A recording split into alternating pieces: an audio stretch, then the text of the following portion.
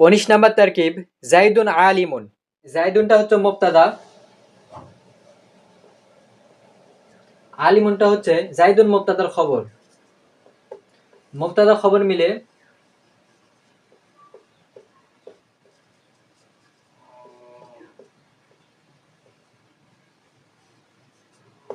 Jumla ইসমিয়া Khabariya.